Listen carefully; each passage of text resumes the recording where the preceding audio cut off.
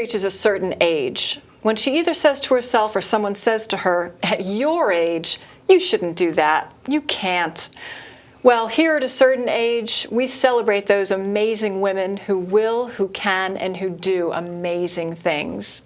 I'm Lee Hayes, your host, and today I'm being joined by Eunice Lasala. Eunice is an icon in the Connecticut shoreline. She is a philanthropist and a community leader. Eunice makes things happen. She embodies the power of one. Thank you so much for joining me today. It's my pleasure. So delightful to see you again.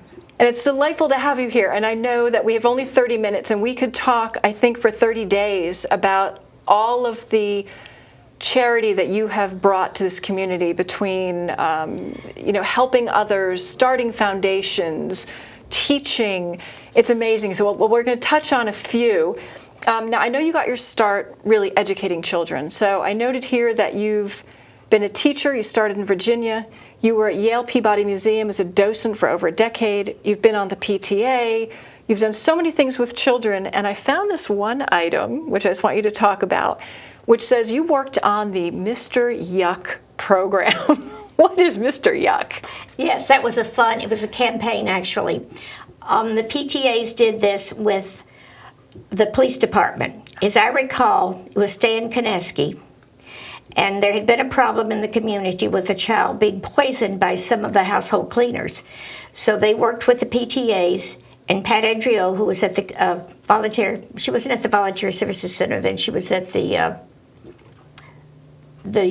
was maybe called Brantford Drug Counseling. Oh, okay.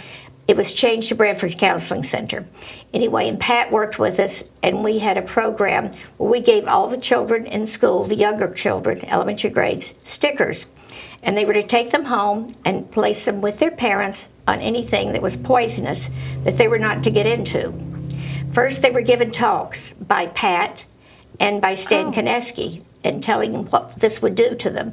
So that frightened them somewhat. And then they would get very excited to get these big green stickers with Mr. Yuck on it and an X going across it to take home, and they got to put them on all the bottles of cleansers and cleaners and whatever else they had in the house that might be dangerous. Now, I think it's a great program, and being a child myself who once drank something I shouldn't drink and wound up in the emergency room because I wouldn't share with my friend drinking poison, it's such a great program. I feel like schools should bring it back. I've read that there are still households that have Mr. Yuck stickers in them. I wouldn't be surprised at all, and that's been a long time, but you know how long those things hang around. They last. When you don't clean that much. I love it. That is wonderful. So how did you get your start in community service? I mean, you were a teacher, you came north. I retired from teaching many years ago when I had my first son, John, and that was 50 years ago. I had always planned to go back because I loved teaching, and at the time I was working on my second master's degree in reading, and I always thought I would be back in the classroom.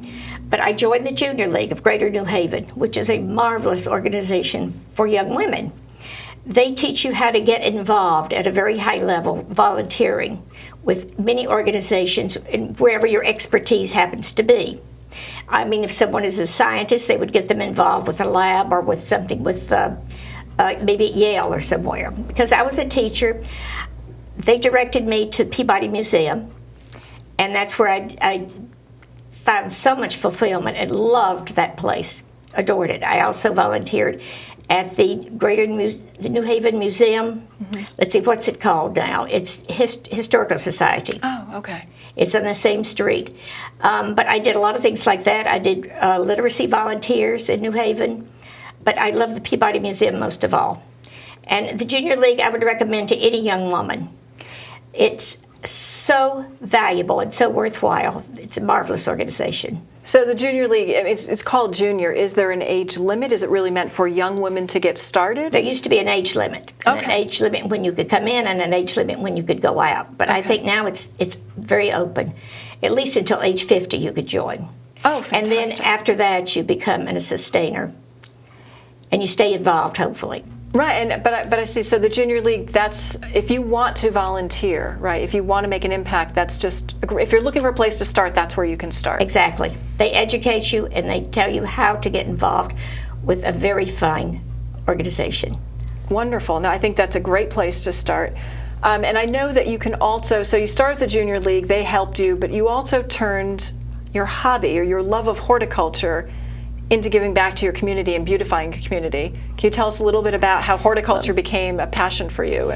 Well, I grew up with a mother who loved plants and flowers and roses. She had a beautiful rose garden, beautiful gardens. And I helped to care for them somewhat then, not pleasantly probably because I was weeding, but I've always loved plants and flowers. And then when my husband and I bought the house that we had 2 acres, and there was plenty of room for gardens. So I started experimenting, realizing I knew very little. So I joined the garden club. That was one reason I joined the garden club. And I've been a member for a very long time. And in the garden club, you bring what little knowledge you might have, but you gain so much more. And while I was in the garden club, I got involved with the state board and was on the state board for a while, but I also became a flower show judge and then a master flower show judge. And through that organization, one learns to design flowers. And there's competitions all over the state. We have flower shows, and we have competitions in design as well as horticulture. And we learn the botanical name of horticulture as well as a common name. So that's one of my goals to do now that I keep thinking I'm going to have a little more time, is to get more involved with horticulture and to go through some of I have well over 100 books on gardening that most of them I have not read. So you'll finally have a little bit of time to read, maybe. Maybe. Somehow I doubt you will. That's what I would like to do. And what are some projects that the Garden Club did? I know there was a huge beautification project at one point in Brantford. The Garden Club is always beautifying our town. You notice the baskets hanging on the light Main poles? Street. Mm-hmm. Yes. That was a project we started when the Garden Club was 75 years old. I thought we needed to give something to the town. And we had seen baskets hanging in other communities. And so we researched it and found baskets that would be very big, because they have to have something large enough to show up, and something that kids couldn't vandalize. They each have a lot of screws in them. So I went to the selectmen, and they told us the Public Works would help us with that. We ordered these baskets from China, big steel baskets, and we put them up. We put 9 up the first year, just around the green, planted them, and then we started having stores adopt them around town, and we got them up and down Main Street, and now we have 32 baskets, I think. But the Garden Club is in charge of the Veterans Garden, which is where the flagpole is on the green, the May McCabe Garden, which is behind Town Hall. We have a garden at the corner of Monterey Street and Main Street that we've planted 2 different times. We have done Project Daffodil. Every year we plant daffodils, but when I was president many years ago, we planted 60,000 daffodils in town, mostly on the green. And we keep adding to that every year. But we've done plantings at the library and all over town. We have a project at Brantford Point now. We're just all over. It was beautiful, though, that you can take a hobby, right, and beautify your town. And that's the way all of the members feel. All of the members love gardening. We love to be out in the dirt. We also maintain all the gardens at the Harrison House, the historic house down on Main Street. And we've got a beautiful herb garden back there. Beautiful. People should go to see. Beautiful. I've seen the displays of flowers, especially in the spring with the daffodils. It's just beautiful. So, but now I know, so you love plants, but I also know you love animals. So I want to go back a little bit in time. Where you got your love of animals, and then we'll talk about what you've done with that. I've always loved animals. I grew up on a big farm in North Carolina. We had over 600 acres. My father grew tobacco and Angus beef. We had pigs, we had a horse, we had chickens, we had turkey. I think at one time we had a couple of ducks. And I, of course, named everything and fell in love with it. And then if the pig didn't show up the next day, I would be devastated, and finally realized what happened. But it was a good experience. We always had many cats and a dog as well. And I always loved all the animals. And I know you've always loved protecting them, so step forward now to Brantford, and you've been deeply involved in 2 major organizations that help animals, right? The Brantford Compassion Club and the Dan Cosgrove Animal Shelter. So can you tell us a little bit about each one of those? Because they're actually very different organizations. They are indeed. The Brantford Compassion Club is an organization I founded in 1997 with 2 other friends. We were each out feeding feral cats wherever we saw them in town because they didn't have a home. And I would run out every day and go 2 or 3 different places. One of my friends, Frisky Wheeler, was doing the same thing, and Anne Marie Lorello from the post office was doing that on the other end of town. And we all kind of met, the 3 of us, and decided we're doing a lot of running around, and it would be better and save us time if one person did all the places on Monday, another person did it on Tuesday, and we split it up that way. And so we did do that, and it wasn't long after that we decided to form an organization, which Frisky Wheeler named the Brantford Compassion Club. And we got a lot of other of our members now, and we got in touch with a team van, it was called Team, T-E-A-M, which went around to different towns every day with a veterinarian and did low-cost spay-neutering. And what we were doing was trapping the cats that were in the colonies and taking them to the van or to a vet to be spayed, neutered, and vaccinated, keeping them if we thought they could be socialized and adopted. But if not, we took them back to where we found them. We made shelters for them. We fed them every day. And we kind of kept an eye over them to make sure they were as safe and happy and as warm as they could be. And we're still doing that. However, we started with about 28 colonies, and we're now down to about 8. And the numbers have dwindled because we've spayed and neutered and adopted as many as we could. Okay, so at first you said, the colonies are leaving. I went, oh no, what's happening to the cats? But in fact, the way you've cared for them has allowed these colonies to diminish a little bit. If they're neutered, they're not producing as much. Right. Otherwise, it would be like rabbits, right? Where you'd have cats everywhere. And they do. We have one colony right now. We have not been able to trap the mother. And she's on her 3rd litter. Oh, my goodness. So we're determined to get her as well as the kittens. All right. Well, hopefully she won't beat you for long. So anyway, but the club has done so much more. So I know you take care of the feral cat colonies. What else? That's right. We take care of the feral cat colonies, and we keep the cats that we think can be adopted. And for a while, we really didn't have a place to take them. My house was more or less the shelter. I had them in every room, upstairs, downstairs. And then, people hear about you and they call in, I have got a cat I can't keep, or I found this little kitten. We would pick them all up, and that's how we got so many, and we were adopting them that way. Then when All Pets Club moved into town, the pet store on East Main Street, they gave us a large room where we could use to place our cats and kittens, and we could use it as our shelter. It was also a great place to do adoptions. And then it was shortly after that we finally got a little bit of money from so many fundraisers and donations from friends that we opened our own facility. Brantford Compassion Club now has a great shelter on Route 80 in North Brantford. And it's a beautiful shelter. In fact, one person told me she was adopting from there, but it looked like the cat was having so much fun there that she hated to take it home. Because it is a nice, happy place. It's all run by volunteers. Right now we have a paid director, but everybody else there is a volunteer. We have a shift that goes in the morning to feed, medicate, change the litter, and another crew that comes in at night to do the same thing. And then we have open hours on Saturdays from 11 to 3 where people can come in and look at all the cats and kittens and adopt. And that's doing well. But the Compassion Club is spending so much money on medical bills mostly. It's taking us at least $12,000 a month. That's a minimum to get by, to pay rent, to buy food and medical supplies for cats, and the vet bills are really what's so high. Yeah, because you do, I guess, people bring you maybe cats that need medical attention, plus you do all the spaying and neutering and vaccines, that's right? Yeah, that's right. So, well, I mean, certainly a plea then that people don't realize that raising a cat, right, or caring for a cat takes so much. And even if you can't adopt one, I think the Compassion Club has, we sort of sponsor animals. You can sponsor an animal. Yeah. Or adopt one of the feral cats you can adopt as your own. We'll send you pictures. We have all kinds of programs and all kinds of fundraisers, constantly fundraisers, because we're in dire straits right now. We need money so badly. Our biggest fundraiser is coming up October 6th. It's Animal Awareness Day. We do that every year on St. Francis Day.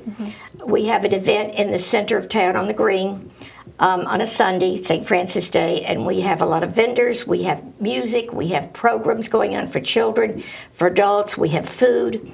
But the highlight of the day is the blessing of the animals. We have invite the ministers from all the churches in Brantford to come in and help us bless the animals. We have a little ceremony on the stage, and then people line up with their pets to have their animals blessed. And that blessing's at 1:30, October 6th. We hope to see a lot of people there.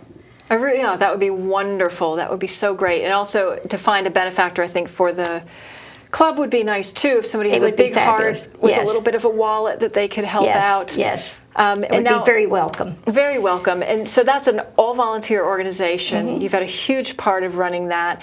But you were also instrumental to getting the animal shelter started, but that runs differently. So how does a shelter work, and how did that get started? Well, the Compassion Club realized after we were first organized that the town really, really needed a shelter. All we had was what was called a pound at the police station. We had one person who would take in a stray dog from time to time, but we had nothing organized, nothing efficient. And so I did some investigation with the state and found out that all towns of 25,000 people should have a shelter. So we went to Unc DeRoss. I think this was in his first term. And of course, he was very supportive, kind of snickered under his breath probably that we could never get anything done. Here comes Mrs. Lasala, right? She's going to make things happen. He gave us a list of things that needed to be done. And we got on it. We went to the health department to see what cases of rabies we had, how many animals had to be put down. We went to the Department of Agriculture in Hartford and got a lot of statistics. And about 3 months later, we went back to Selectman DeRoss with all the figures. And he said, okay, you've done it. And at about the same time, we had some of the school children who made a presentation to him too. They came to his office and told him we really wanted a shelter. So he agreed to it. He said we needed to raise $100,000, which back then was a lot of money. And he would get the state to provide some, and the town would pay some. So where were we going to get $100,000? We had to have this campaign. So I called Bill O'Brien, who was a very good fundraiser.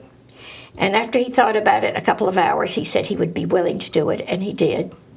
And we raised the money in record time, mostly because every week we had the Brantford Review put photographs of children from the schools and people who had done fundraisers. And I think your daughter got involved. She did. And it went in no time. And so we got the shelter. The shelter is very different. It's a very nice facility, but at the present time, it's been in existence for almost 20 years. We have so many programs. We have a wonderful director who does so many programs, and we have so many animals. She has children's come in. There's a children's camp. We have seniors come in, and people from schools all over. We need an expansion, and so hopefully we're going to be able to do something about that and expand and have more room for all these animals, because we're taking them sometimes from out of state when they're desperate, when they're about to be put down. And Laura Bourbon always finds homes for them. She does a marvelous job. But the town sponsors the animal shelter, the Cosgrove Animal Shelter. Right, so you're not in dire straits there because the town tax money goes to that. There is a budget, yes. Right. And so that's how they can have several animal shelter directors. One director, and animal control officers. We have several who go out on calls or wherever they're needed. Fantastic. And they work together with the Compassion Club. It's just the Compassion Club only takes felines. The animal shelter takes every animal. No and what are pigs? I was going to say chickens, you've seen. So pigs, chickens, any other unusual snakes, all kinds of birds, guinea pigs, hamsters, gerbils, mice, a lot of mice, everything. So are these pet mice that They are.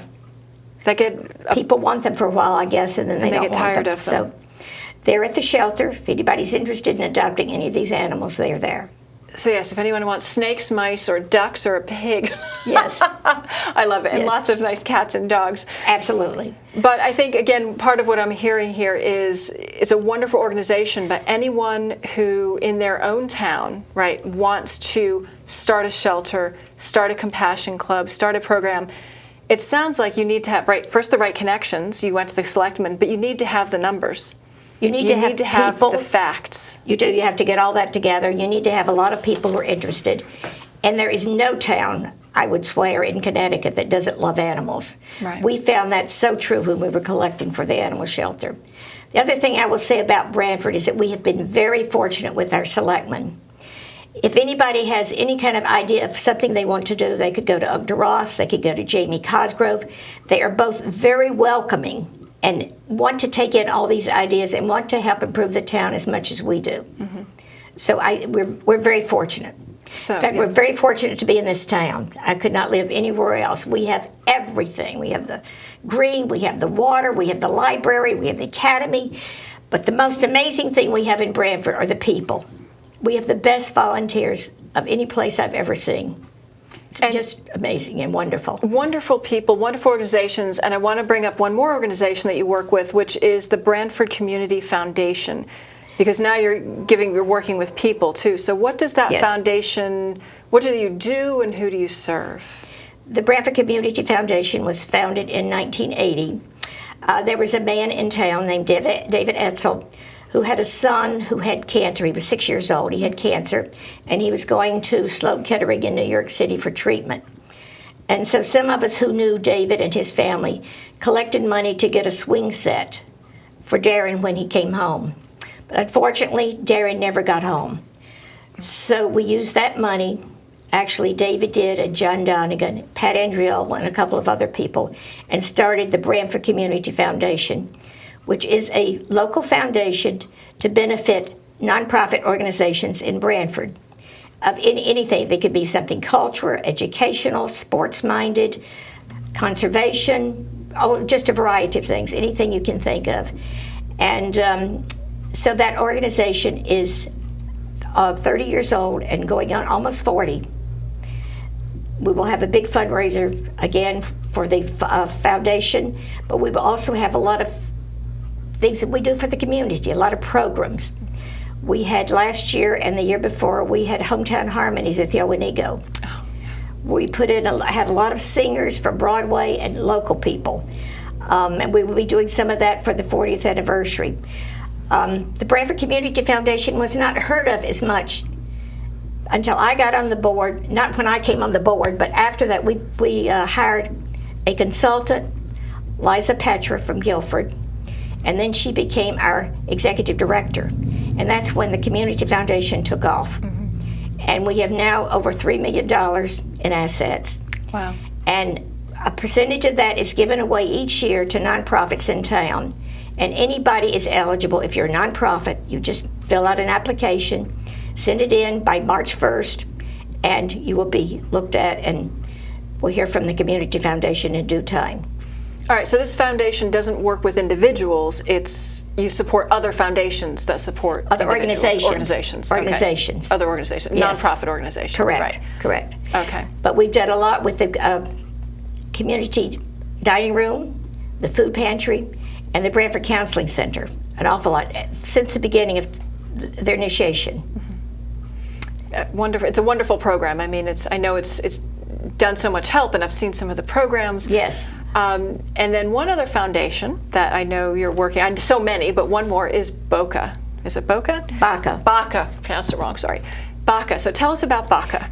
Brantford Arts and Cultural Alliance. The arts are another one of my interests.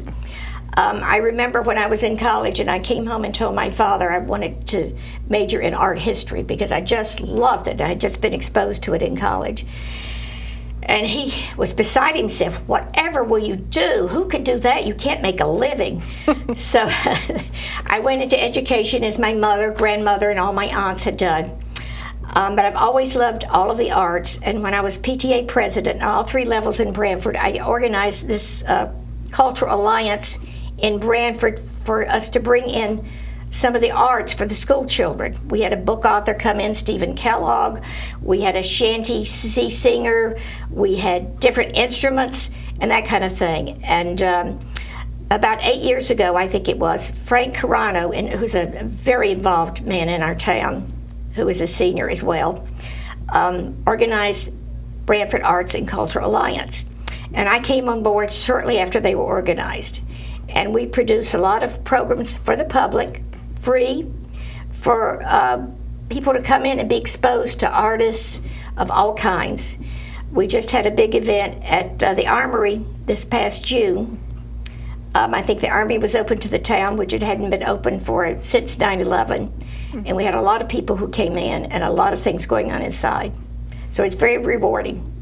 It's beautiful. And you said a lot of this is for school children. So Yes. you're giving them exposure to the different arts. That was the program I started many years ago when I was PTA president. I can't tell you how many years ago that was, but One or two. And it's just expanded in the community. So this is what Frank Carano has done. He started this organization, BACA, recently. And how do you find, or how do these organizations find volunteers? What do you reach out to schools for children? Do you go to adults? I mean, where do volunteers come from? They come from everywhere. It's good to get children started immediately, I think. And I commend the school systems now, I think all over. They're having programs whereby they require the students to get involved in the community. And I think that's very worthwhile and for people to learn it. So you pick up volunteers when you have a program and people come in, they're interested, or they see an article in the paper and they're interested in something that you're doing, or they're an artist. That's one way we get people in BACA. But it's a variety of ways. And as I said before, I think Brantford is one of the most wonderful communities in the world because of all the volunteers we have. So many people now are working, young people, and they do not have the opportunity to volunteer like I did when I wasn't working. But I think everybody can find some time somewhere. First, get involved with your children's schools. And then from that, you can get more involved with the community in an area that you're interested in. And no matter what your interest is, there is something that you can do. Yeah, no, that's wonderful. I mean, you illustrated that, right? Your love of horticulture, you beautified the town. Your love of pets, you've been working with these foundations, the BCC and the shelter, which is wonderful. And like you said, the schools have these good programs where children are required to volunteer, but that's, Yes, I think, a good thing. It's wonderful. But another thing I wanted to mention that, because our town is so welcoming, I have it was an acquaintance who came to me recently. He'd been all over the world, and he was really into labriates. And he wanted to have one in Brantford. But he didn't really know where to go or who to talk to, so he called me, Motormouth here, and he said, what could we do? I said, the thing we should do is to go and see Jamie Cosgrove. And of course, as I said, Jamie was very welcoming and thought it was a great idea. And so within a year, Bill Lugwit had put in this labyrinth down near the Tabor property on the trail, the Greenway Trail. And right he off the made Greenway it happen. Trail. Right. And it happened. And it's beautiful. And people are enjoying it. So you just have to You just have to do it, right? Just Get have out to there, do it. Volunteer, do it. Do it. Thank you so much, Eunice, for telling us about the power of one and being such a huge part of our community. It's really wonderful to have you. And to everyone else, please join us next time on A Certain Age.